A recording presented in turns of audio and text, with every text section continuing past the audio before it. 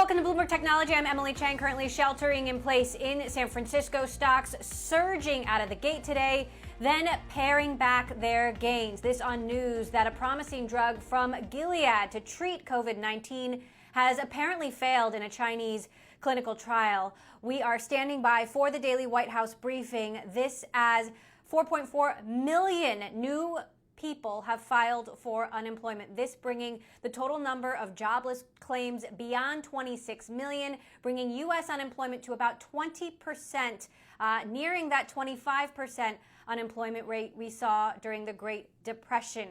The House, meantime, set to vote any minute now on this additional relief package that would unleash an additional $300 billion in funds for small businesses. I want to bring in our Bloomberg Markets reporter, Taylor Riggs, who's been across all of the action today. And Taylor, I want to start with this news out of Gilead. Really seemed to spook investors. It totally did. I mean, as you'd mentioned, the S&P 500 was really having some strong gains right out of the gate, and then it dipped into negative territory about 2 or 3 times throughout the session, with a lot of the volatility and some of the weakness that we saw really coming off of that headline that we got. It was the Financial Times reporting that they had seen that the WHO had accidentally leaked results from a Chinese trial showing that Gilead's drug remdesivir said that the drug failed to show a positive result when treating COVID-19 patients. Now, the WHO quickly removed it from their website, but the damage apparently was already done.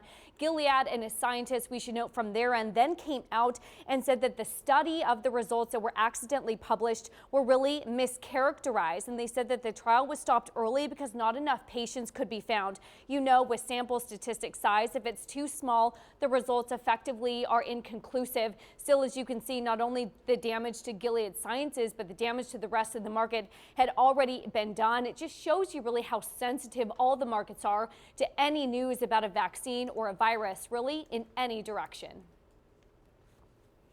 All right. Now, Taylor, I also want to talk about Intel. Intel reporting after the bell, Intel also withdrawing its forecast for the year, like we've seen a number of companies now do. What are some of the signals we're seeing from their results about what this pandemic has meant for chip makers? And this was interesting today because the SOX index was up 6% yesterday, and then it really underperformed the rest of the market today. We had heard from Lam Research, which had better than expected results, Texas Instruments, which had some mixed results. And so analysts were really looking at Intel for some direction on the demand for chip makers. It did have an upgrade from Jefferies coming into this report, noting that there was positive data center demand. I would highlight, though, that Intel on an intraday basis was down about 1 3/4%. But in the post-market action, Emily, it's down 7%. And a lot of this is really hard to explain. We did know that they had really strong first quarter revenue and earnings per share. Their second quarter revenue also topped estimates. And the data center group, that's one that we were really watching because that's what analysts were looking for strength in. That data center group was also stronger than expected. We also know that the PC business, as we're all home working from our homes and our computers, that saw a lot of strength in the CPU chips as everyone, of course, is working from home on those PCs. So that earnings outlook, though, is really uncertain. I think that's what's driving the post-market action of those shares lower. They're pulling back their full year guidance. They're saying also that gross margins next quarter could be weaker. So it really is all of this uncertainty that's weighing on what otherwise looks like to be a strong report. I would imagine that's the case with all of these chip makers. We know that all these companies are pulling guidance. There's been a lot of concerns about the supply and the demand dynamics of the CPUs and the GPUs. This further complicates the story. Meantime, Taylor, Target and Amazon have been the winners for the week. And we also had a report from UBS out this week predicting that 100,000 retail stores would be wiped off the map by 2025. What are we seeing from Target's earnings that might give us some clues about the future of retail and Amazon earnings next week? Target is the classic example where we had seen footprint drop in all of their stores, but their online sales, Emily, they said for the first quarter rose 100%. In April alone, digital sales revenue is up 275%. It really shows the shift that Target has been so successful in doing in pivoting from the foot traffic to that online presence. I think the CEO of Target, it's Brian Cornell, he put it correctly. He said, frankly, this month and this quarter has felt like Cyber Monday every single day, except that it's been double what Cyber Monday has been every single day. So it just shows really the amount of demand that is coming.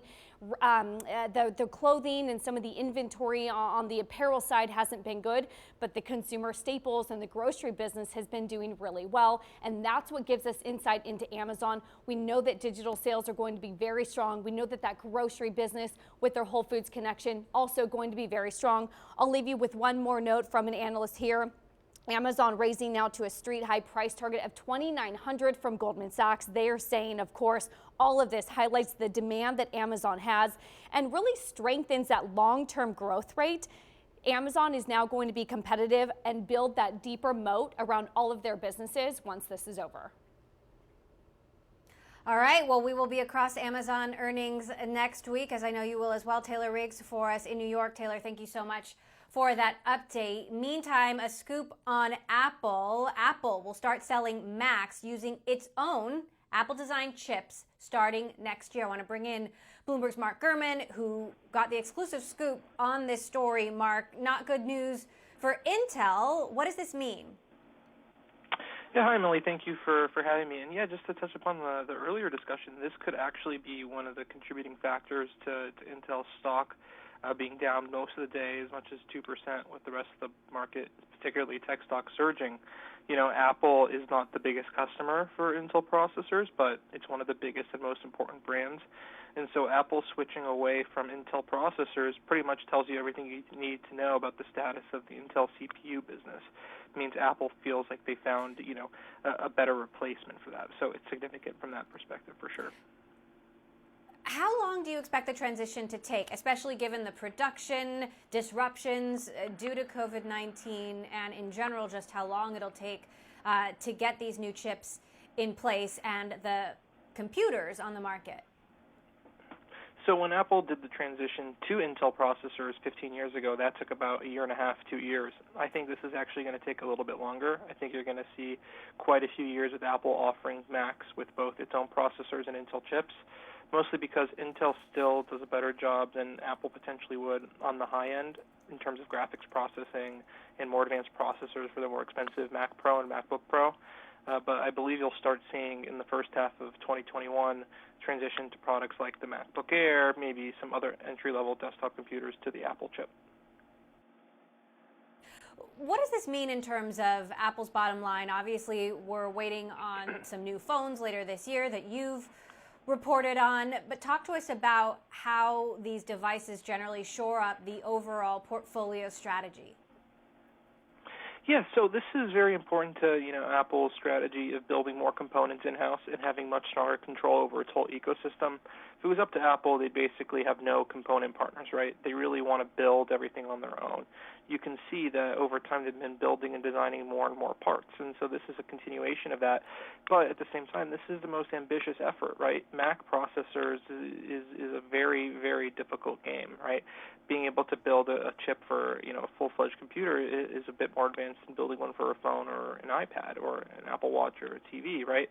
So this is a very advanced undertaking for Apple. It's been in the works for many years. It's a very cross-company collaborative effort, and they're going to pull it off, it seems, and it's going to be significant for the company's, very, long-term future.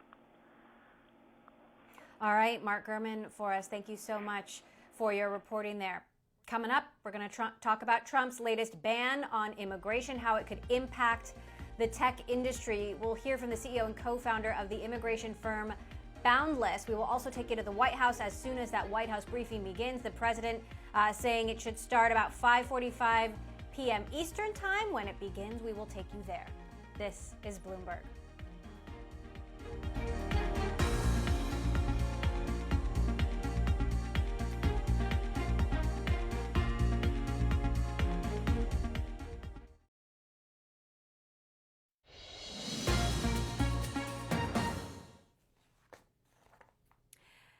The House currently voting on this additional $300 billion in aid that will go to small businesses. The package totaling $484 billion, additional funding for hospitals and for virus testing in there. And of course, an additional lifeline for millions of small businesses that are suffering now. We are standing by and we'll bring you the results of that House vote as soon as it clears. Meantime, I want to talk about immigration. President Trump signing an executive order this week temporarily banning immigration for people who are seeking immigrant visas, also known as green cards. The White House has argued that this move would help American workers as the economy reopens, but will it be effective, and who will this actually affect? Earlier today, I spoke to the CEO and founder of the immigration firm Boundless in Seattle. Take a listen. This is another example of the administration announcing something that could deeply affect millions of people's lives without the details coming out. So from Monday evening, when the tweet first went out, 40 million immigrants in this country were all wondering, like, do they have a place to stay? Like, do they need to leave? What's going to happen with their family and their future?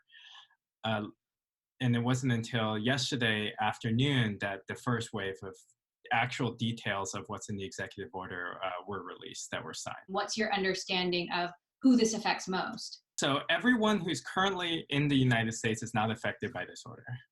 Any green card applications that are filed from within these borders will continue to go on.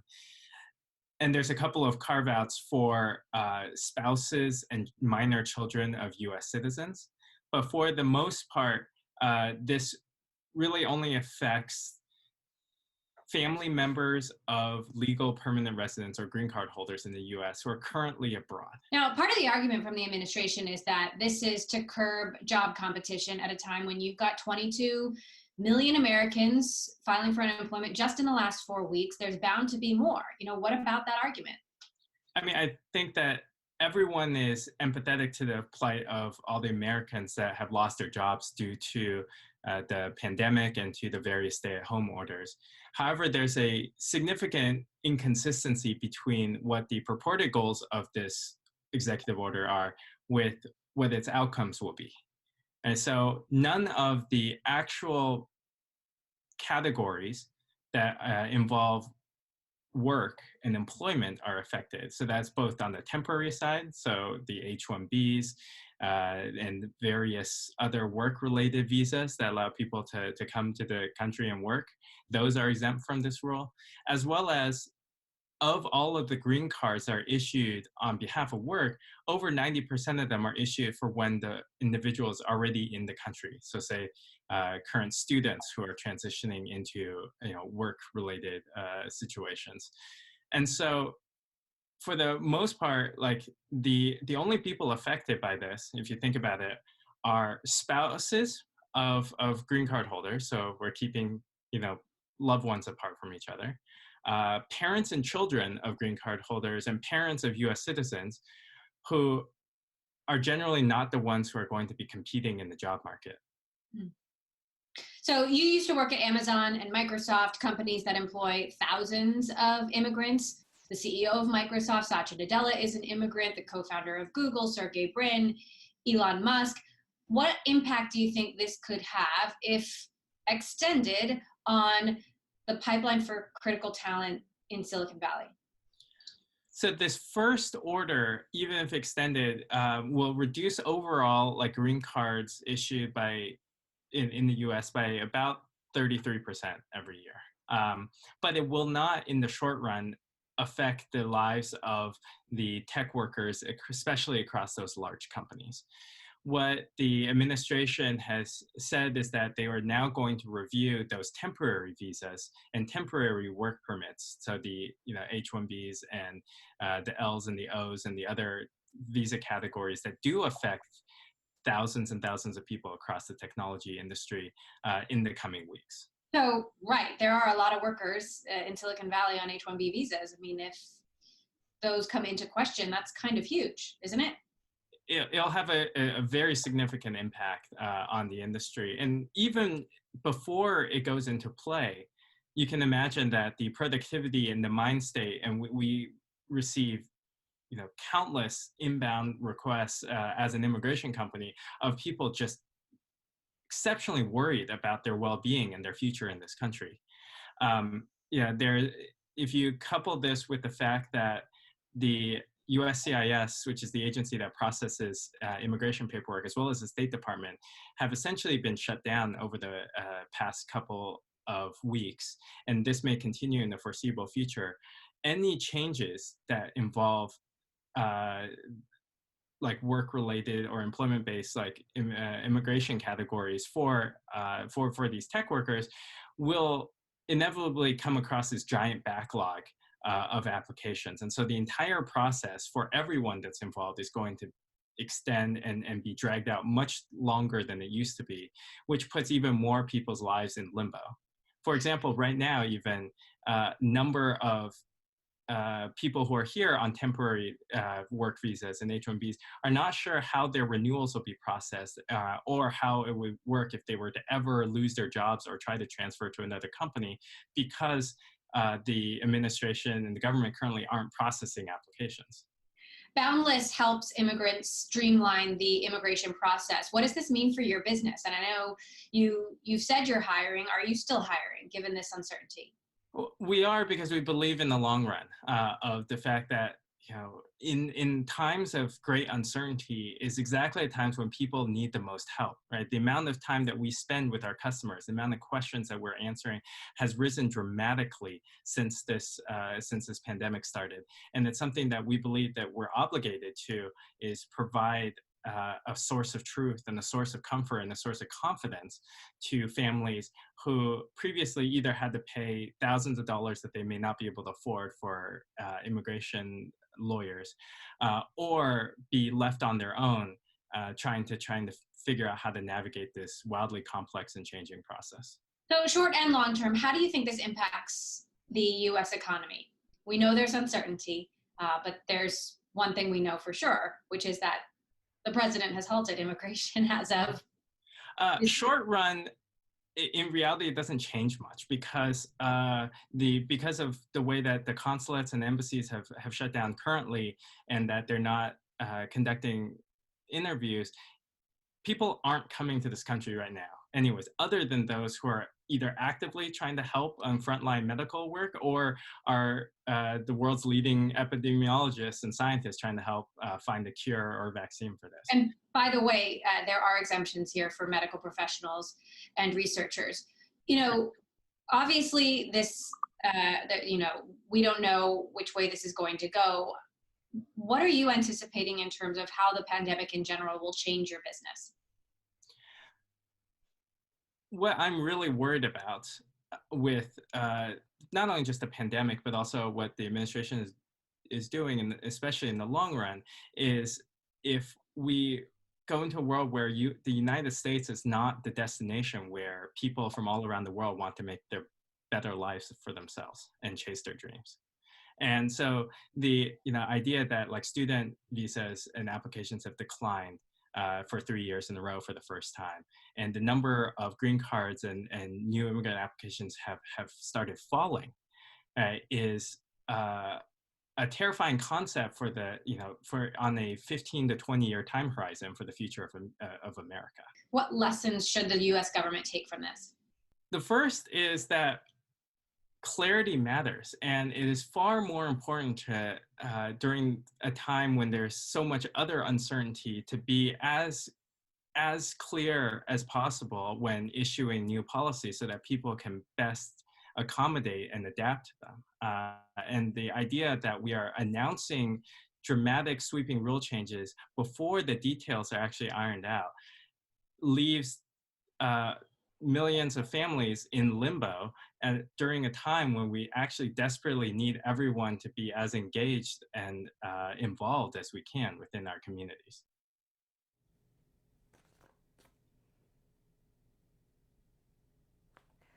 All right, the CEO and founder there of Boundless, talking about how his business will change as a result of this pandemic. Meantime, we are standing by for the House, continuing to vote on this additional relief package, $484 billion here, an additional $310 billion in the Paycheck Protection Program that will go to small businesses. As we know, of course, the initial round of funding for small businesses just evaporated. So this now an additional round of funding. We're expecting this vote to clear any minute now, and we'll bring you the results as we have them. We'll be right back with more of Bloomberg Technology after this quick break.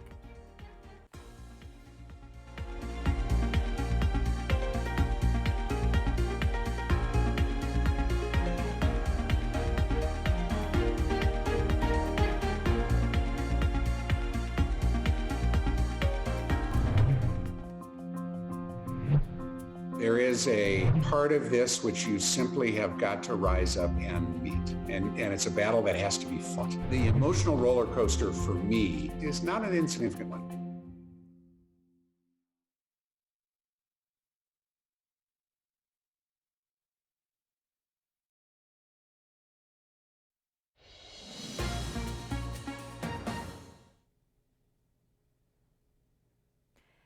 The House still voting now on this additional $484 billion relief package. They started voting about a half hour ago now, and we're expecting the vote to clear any moment now. This includes $310 billion in additional funding for small businesses, still more money for hospitals, and more money for virus testing. This has been a historic House vote. You could see House leaders on the floor throughout the day debating wearing face masks, and there was some concern about coming back to Washington for this vote. But in fact, almost all of the Congress people are actually present there today, only about 35 people absent. This as U.S. jobless claims climbing to almost 26 million, an additional 4.4 million people in the United States filing for unemployment this week, bringing the unemployment rate in the United States right now to 20%, still about 5% shy of the 25% unemployment rate we saw in the Great Depression.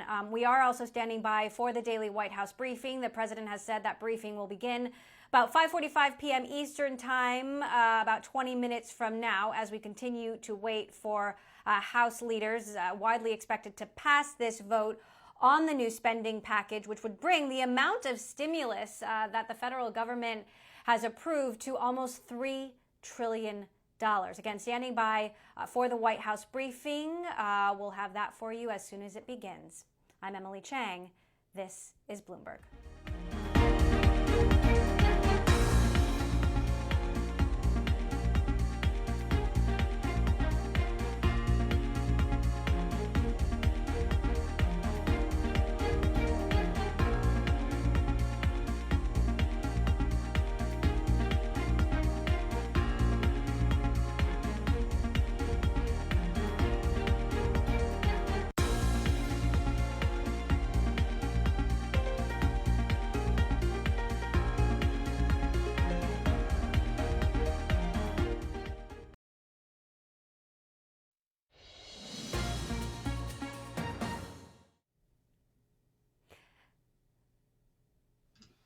Welcome back to Bloomberg Technology. I'm Emily Chang. The House currently voting right now on this additional spending package, $484 billion in additional aid for small businesses, for hospitals, for virus testing. We are expected this to pass the House and are standing by for the final vote. We'll bring you that when it happens. This as more people filing for unemployment this week, an additional 4.4 million jobless claims, bringing the total number of jobless claims just in the last 5 weeks to 26 million.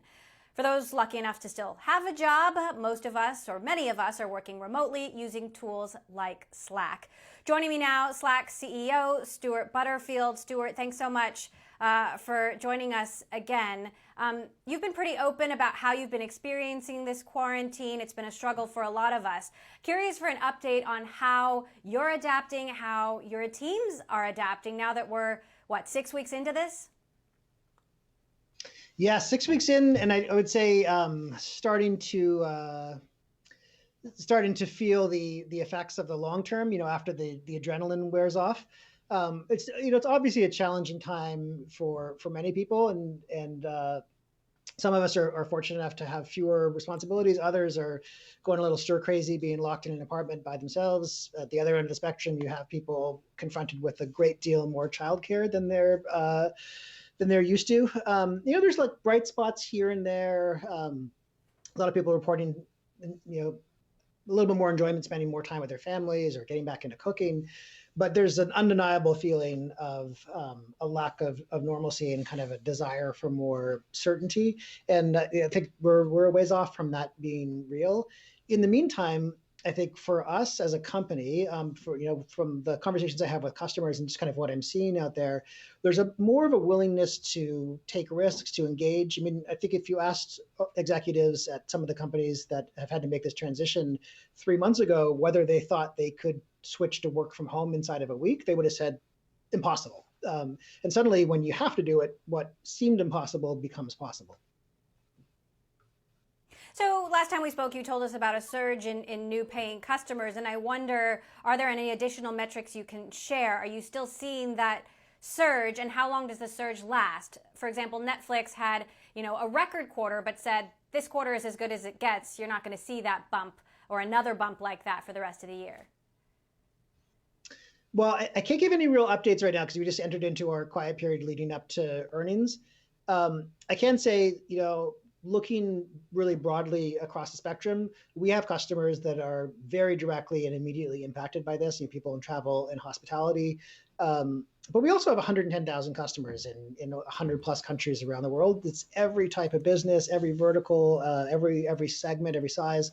And so unquestionably, some of those are going to be more impacted by the macro conditions in the second half of the year. So we're encouraged by the increased usage we see among existing customers. We are very happy to welcome many, many new customers, but just a real, it's hard to kind of to extrapolate from where we are today to, what the world is going to look like 6, 9, 12 months from now. Having said that, I think one of the things that's been helpful for us as a company and for individual employees has been the satisfaction you get from being of help. And in times of crisis like this, people really want to be able to help.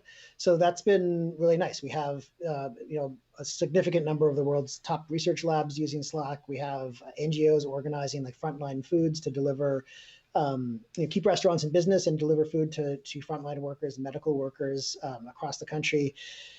We have Slack being used to coordinate care with elderly patients inside of nursing homes who are unable to physically visit with their families. And as long as that stuff is going on, it's very, very motivating. I do think, it's kind of zooming out and imagining what happens when we're back to normal, whatever exactly that means. I think there's going to be a lot of more open-mindedness.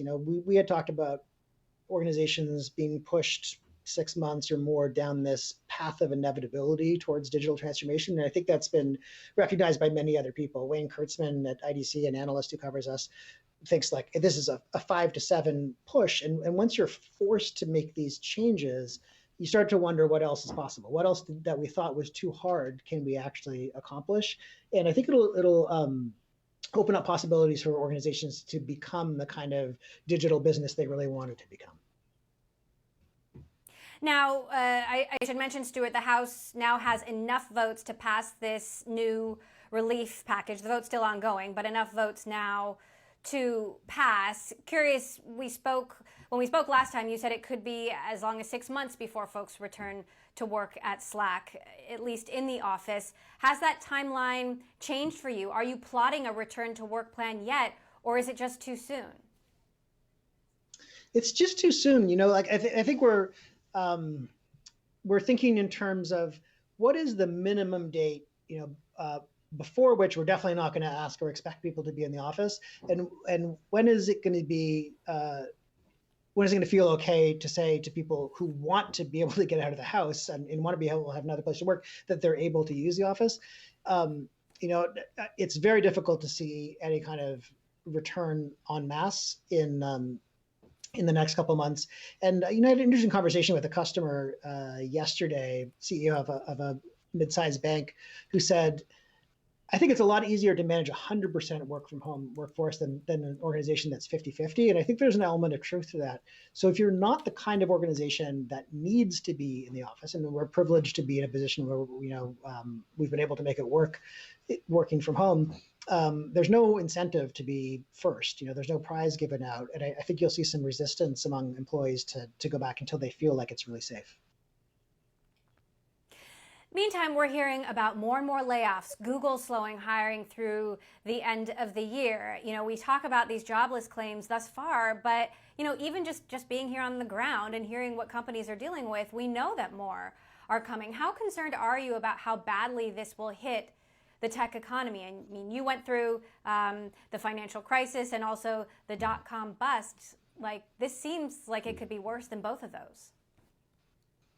Yeah, I mean, it definitely, the front end of this seems like it is already significantly worse. How long the recovery takes, I think, is really the big question mark here. We're in a fortunate position where the business is still really healthy. We have a great cash position. We just did that bond raise, and we want to be opportunistic and aggressive through this. So we're still hiring, but even if you are hiring, there's additional challenges. First of all, a lot of employees are reluctant to even consider leaving their current job if they have one.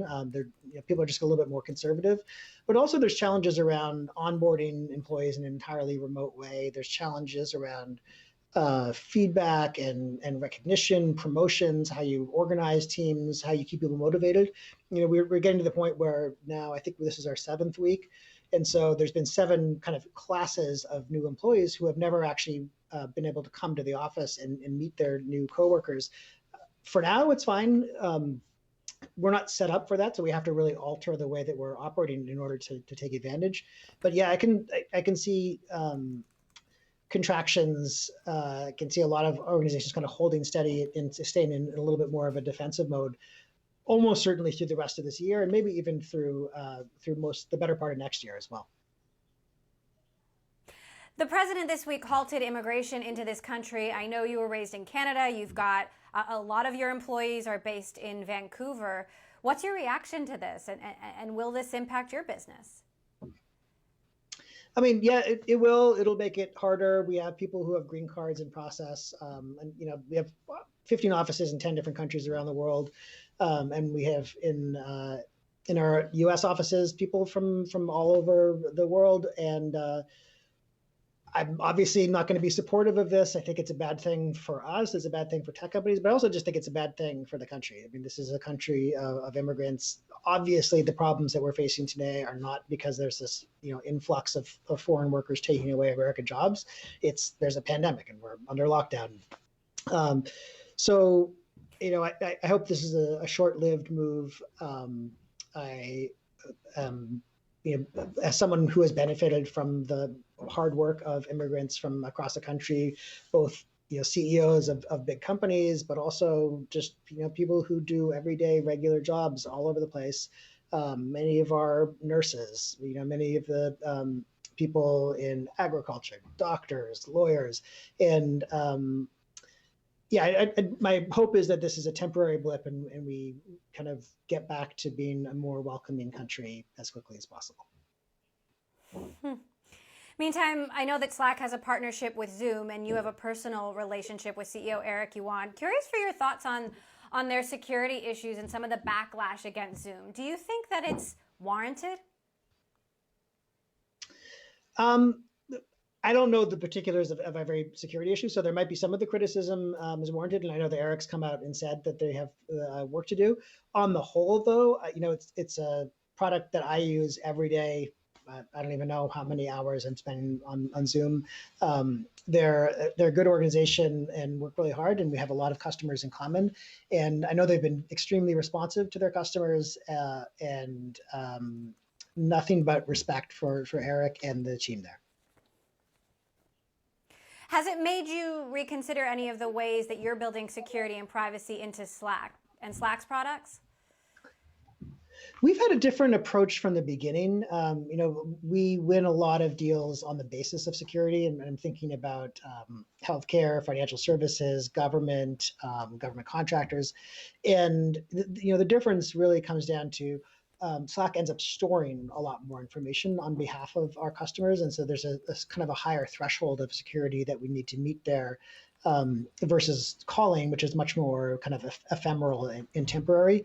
So yeah, it hasn't been an issue for us, and we've been investing in security very heavily for the last 5 or 6 years, and also along with that performance and reliability, we're one of the few companies that saw this massive surge in demand. We had 100% uptime in February, 99.999% in March, and same thing so far in April, because of investments we made over the last couple of years. Meantime, we've been doing some reporting about how cloud vendors and other service providers are treating their customers. I believe that this is just the beginning of a wave of renegotiations that we're going to see, whether it's folks trying to renegotiate with their landlord or we renegotiate with AWS about how they can pay their bill. Is there anything that Slack is doing to help customers out? Yeah, so on the small business side, we have been proactively reaching out to organizations when they, the small number that do cancel, who let us know that this is because of the current crisis, and kind of giving them a couple months for free. We've been extending a lot more trial offers. We've been working with some of our larger customers in the most effective industries to find solutions that are going to work for them. And I think we've looked at that really as kind of a marketing effort almost, the generation of goodwill that I think will cause us to have a better relationship with those organizations down the line. And if nothing else, if they're unfortunately on a path to go out of business from this, we will have helped them out a little bit to unwind.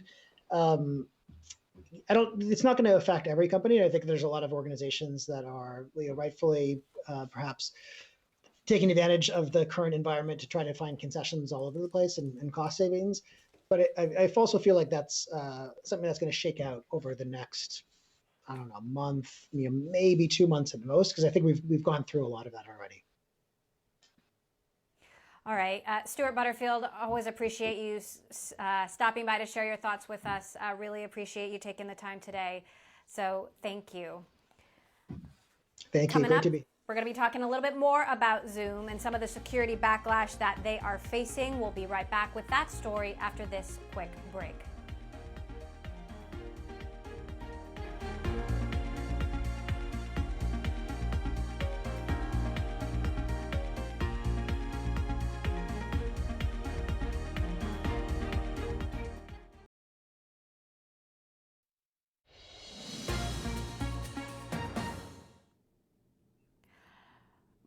More big companies are now joining the Zoom boycott, concerns about security persisting. Joining us now, our Bloomberg reporter Nico Grant, who covers enterprise software and covers Zoom. Nico, curious about the additional companies jumping on here, Daimler, Ericsson, Bank of America, just the latest. Talk to us about the most recent concerns, given that Zoom has come out and apologized and made what seemed to be a number of changes. Yes, all of those companies, as well as NXP Semiconductors, a chip maker, have decided to ban Zoom use by employees inside of their organizations, even though Zoom has, over the past month, as it's come under pressure for security concerns, taken a lot of steps to try to improve those concerns, including having waiting rooms. So each individual in a meeting has to be vetted before being allowed to come in, passwords for meetings being mandatory, and that sort of thing. These companies still are too concerned to have their employees use the software. But it's important to note that all of these companies are clients of a different video conferencing tool.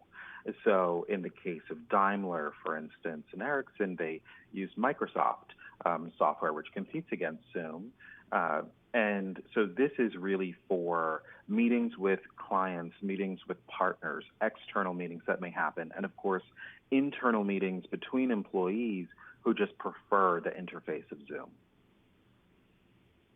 Now, I'm curious for your thoughts on how Zoom really stacks up to some of these other companies in terms of security, whether it's Microsoft or Google Meet or WebEx or Skype. Is Zoom really significantly more insecure than some of these other platforms, or do some of these users just not, are they just not taking the proper protections? I mean, you shouldn't be putting an open Zoom link out there without a password, right? Yeah, there has been throughout this process a great deal of user error when it comes to Zoom. A lot of the features that Zoom has been enabling or Hey, making more Nico, prominent I got to jump recently. in. Actually, the president is stepping up to the podium right now at the White House briefing. Let's listen in. Leading the way. We're really leading the way in so many different ways. Well, I'm also very pleased that Harvard, as you know, Harvard and Stanford and Princeton and numerous other universities and colleges, and also large businesses have sent funds back to us. And in some cases, I stopped funds that I looked at, and we are pleased to report that the funds have either not gone out, or it's about $350 million, and they've either not gone out, or we've renegotiated it, and they're not getting them. So in a couple of cases, they're sending them back and sending them back immediately. So I think it was very nice. I want to thank Harvard in particular. They acted very quickly and decisively, and they agreed when they heard the facts that they should not be getting it. So we appreciate it very much from Harvard, Princeton, Stanford, and other institutions. The bill also includes $30 billion to support small lending institutions serving distressed communities, helping countless African American and Hispanic American small businesses. As we continue our battle against the virus, the data and facts on the ground suggest that we're making great progress. In 23 states, new cases have declined in the peak week. 40% of American counties have also seen a rapid decline in new cases. 46 states report a drop in patients showing coronavirus-like symptoms. That's a big number. To keep America gaining momentum, every citizen needs to maintain the vigilance, and we all understand that very well. We've gone over it many, many times. This includes practicing good hygiene, maintaining social distance, and the voluntary use of face covering. A safe and phased reopening of our economy. It's very exciting, but it does not mean that we are letting down our guard at all in any way. On the contrary, continued diligence is an essential part of our strategy to get our country back to work, to take our country back. We're winning this, and we're going to win it, and we're going to keep watching. We're going to watch very closely for the invisible enemy. With each passing day, we're learning more and more about this enemy. The scientists at DHS have released a report offering a number of insights about how the virus reacts to different temperatures, climates, and surfaces. The findings confirm that the virus survives better in colder and drier environments and does less well in warmer and more humid environments. I have to say that very excitingly, we're going to have somebody up. Bill will be up in just a little while. It was a great report you gave, and he's going to be talking about how the virus reacts in sunlight. You really hear the numbers, you won't even believe them. U.S. trials of the COVID-19 have been going on and have been approved in the United States, Germany, UK, and China. That's big news. And a lot of trials are going on, and we have a lot of great, brilliant minds working on this, both from the standpoint of vaccine and therapeutics. We must be careful in all conditions, but we will get this done. We're very close to a vaccine. Unfortunately, we're not very close to testing, because when the testing starts, it takes a period of time, but we'll get it done. And I want to thank the head of DHS Science and Technology, Bill Bryan, for what he's going to be doing and what he's going to be saying, and the report that he's about to give.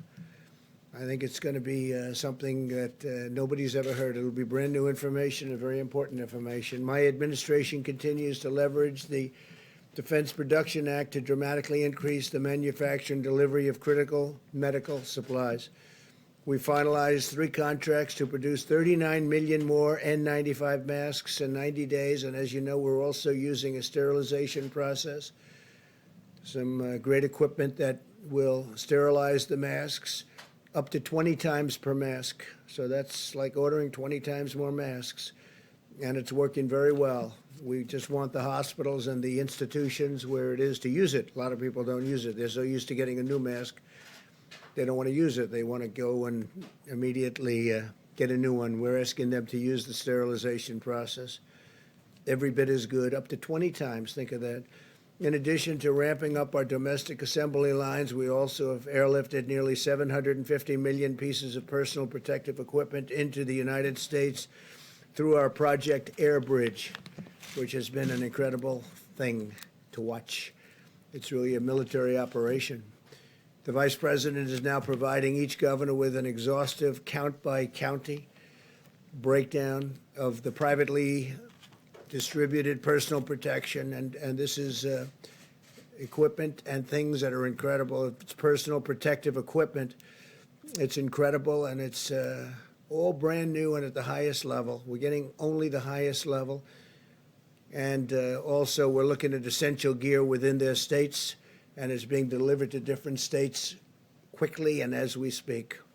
This way, the governors should know exactly what's being delivered through a private sector supply chain within their states, as well as through the Project Airbridge. We're trying to get it immediately from the plane to the state. When we can't do that, we bring it into our facilities and get it to the governors. And we're getting them fast, and we're notifying them very strongly so they know it's there. Governors can use this information to quickly ensure that they get materials where and when they are needed.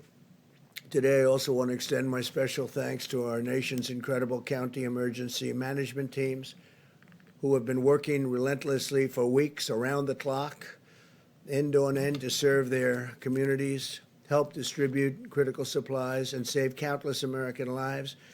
We salute these heroic officials on the front lines.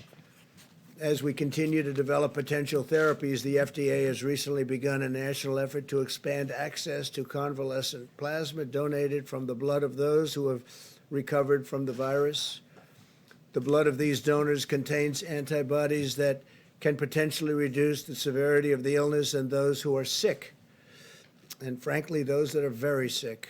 Nearly 3,000 patients are now enrolled in the Expanded Access Program, receiving transfusions nationwide. And I want to thank all of the people that recovered for what they've done. They, as I said yesterday, they raise their hand when they barely can walk, and they're saying, I want to donate blood, I want to donate whatever it is that you want, because we want to help people. Really President Trump there at the daily White House briefing talking about some of the progress in vaccines and therapeutics. This as the House passes an additional $484 billion in relief that will go to small businesses, to hospitals, and for virus testing. The president pointing out that 40% of counties have seen a decline in new cases. That said, California in particular saw its deadliest day for the coronavirus today. We'll continue to listen in here. You can keep watching this on the Bloomberg terminal at LiveGo. That's it for Bloomberg Technology. Bloomberg Daybreak Australia starts next. This Bloomberg.